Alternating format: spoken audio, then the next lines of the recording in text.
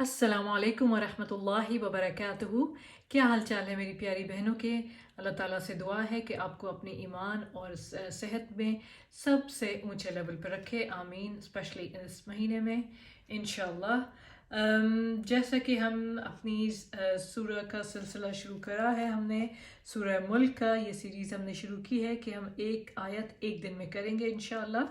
तो आज हम करेंगे आयत नंबर 5 इंशाल्लाह, आयत नंबर 5। तो आइए शुरू करते हैं। नहमदुहु व नुसल्ली अला रसूलिहिल करीम, अम्मा बाद, फ़अऊज़ु बिल्लाहि मिनश शैतानिर रजीम, बिस्मिल्लाहिर रहमानिर रहीम।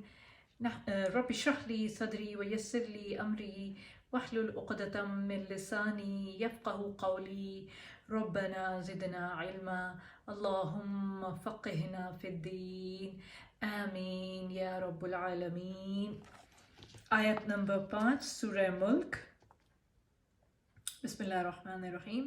वलक़द ज़य्यन्ना अस्समाअ अद्दुनिया बिमसाबीह वजअलनाहा रुजूमन लिश्शयातीन वअअतदना लहुम अज़ाबस्सईर। और हमने करीब के आसमानों को चिरागों यानी सितारों से आरास्ता कर रखा है, और हमने इन सितारों को शयातीन के मारने का ज़रिया भी बना दिया है, और हमने इन शयातीन के लिए आखिरत में दोज़ख का अज़ाब तैयार कर रखा है। सुभान अल्लाह। यानी अल्लाह सुब्हान ताला फरमा रहे हैं कि हमने तुम्हारे करीब के आसमान को, कौन सा है करीब का आसमान? करीब के आसमान से मुराद वो आसमान है जिसको हम देखते हैं, जिसके सितारों और सैयारों को हम अपनी आंखों से देख सकते हैं। इससे आगे जिन चीज़ों के मुशाहिदे के लिए आलात की या इंस्ट्रूमेंट की ज़रूरत पेश होती है, तो वो दूर के आसमान है। और इनसे भी ज़्यादा दूर के आसमान वो हैं जिस तक आलात की रसाई भी नहीं है। यानी किसी इंस्ट्रूमेंट, जैसे कि हम अगर अपनी आँख से देख सकते हैं और हम देखते हैं कि सितारे हैं, तो ये किस आसमान को देख रहे हैं हम? वो आसमान जो कि दुनिया से पहला आसमान है। ठीक है, हम इसी को ही देख पाते हैं, हम इससे आगे तक तो नहीं जा पाते। फिर अल्लाह सुब्हान ताला फरमाते हैं, असल में लफ्ज़ ये जो नेक्स्ट आया है, अल्लाह सुब्हान ताला फरमा रहे हैं कि हमने तुम्हारे करीब के आसमान को अज़ीमुश्शान चिरागों से आरास्ता किया है। ये आसमान जिसको तुम देखते हो, हमने इसको किससे? अज़ीमुश्शान चिरागों से। असल में लफ्ज़ क्या है? मसाबीह, राइट। उसके इस लफ्ज़ को अल्लाह सुब्हान ताला ने नकरा इस्तेमाल किया है, तो इसके नकरा होने से खुद ब खुद इन चिरागों के अज़ीमुश्शान होने का मफ़हूम पैदा होता है।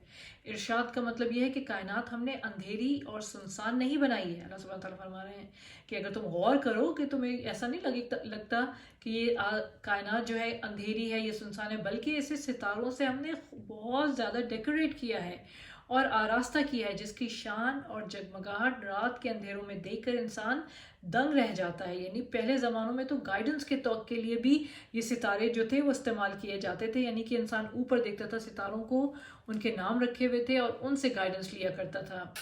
ठीक है, तो यानी कि खूबसूरती भी और गाइडेंस भी।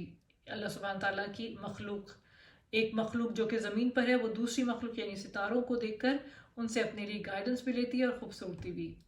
फिर आगे अल्लाह सुब्हान ताला फरमाते हैं कि और उन्हें शयातीन को मार भगाने का ज़रिया बना दिया है।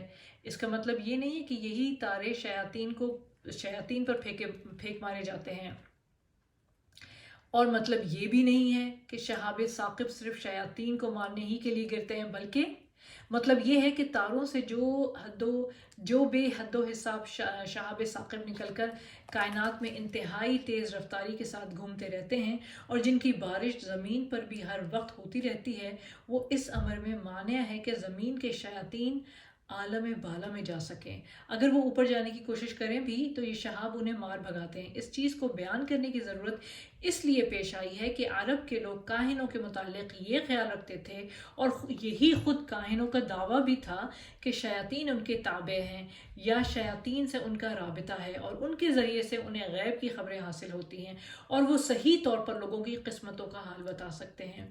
इसलिए कुरान में मुतअद्दिद मुकामात पर यह बताया गया है कि शयातीन के आलम बाला में जाने और वहाँ से गैब की खबरें मालूम करने का कतअन कोई इम्कान नहीं है।